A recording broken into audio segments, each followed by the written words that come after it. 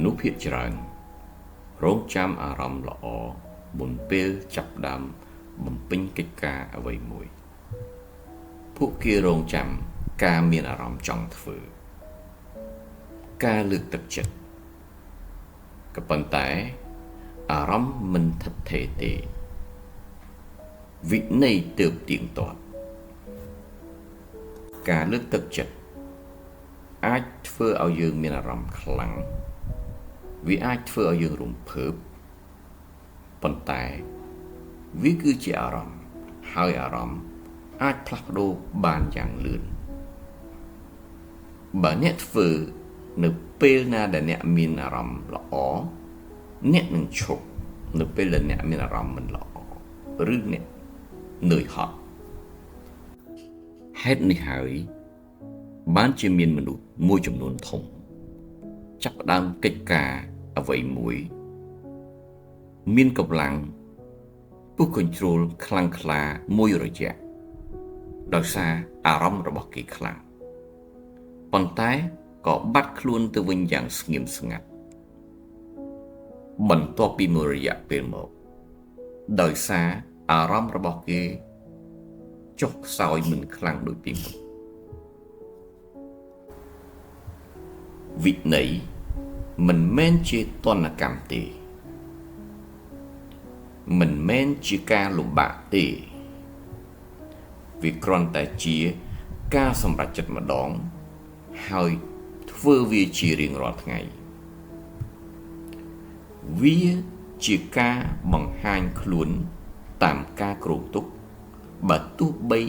មិនមានអារម្មណ៍ចង់ក៏ដោយ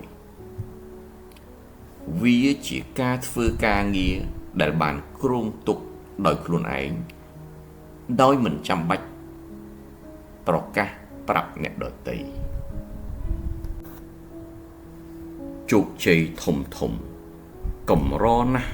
កើតមកពីការខិតខំប្រឹងប្រែងដ៏ខ្លាំងក្លាតែមួយដងភាគច្រើនបំផុតគឺវាកើតចេញពីសកម្មភាពតូចដែលធ្វើជាប់ជាប្រចាំថ្ងៃប្រចាំខែប្រចាំឆ្នាំការរីកចម្រើនបន្តិចម្ដងជារៀងរាល់ថ្ងៃវាច្បាស់ណាស់គឺមានអំណាចជាងការរីកចម្រើនធំមួយដែលកើតឡើងក្នុងរយៈពេលមួយខែម្ដងពីការប្រឹងប្រែងដ៏ខ្លាំងក្លាតែមួយដងការមានអារម្មណ៍រំភើបខ្លាំងក្នុងការបំពេញកិច្ចការអ្វីមួយបង្កើតសម្លេងតែវិន័យបង្កើតលទ្ធផលពិតនរណាក៏អាចមានអារម្មណ៍រំភើបខ្លាំងក្នុងការបំពេញភារកិច្ចអ្វីមួយបានដែរប៉ុន្តែមិនមែននរណាក៏អាចរក្សាអារម្មណ៍រំភើបខ្លាំងនោះឲ្យស្ថិតស្ថេរបានគង់មកឡើយតែវិន័យអាចវិន័យគឺជាកម្លាំងដ៏ស្ងៀមស្ងាត់ដែលនាំឲ្យយើងសម្រេចលទ្ធផលដែលបានគ្រោងទុកអ្នកមិនត្រូវការលើកទឹកចិត្តបន្ថែមទេអ្នកត្រូវការតែទម្រង់អ្នកត្រូវការតែចង្វាក់អ្នកត្រូវការតែវិន័យមិនចាំបាច់ខ្លាំងមិនចាំបាច់មានអារម្មណ៍រំភើបគ្រាន់តែថេរទៀងទាត់ហើយអ្នកដែលថេរទៀងទាត់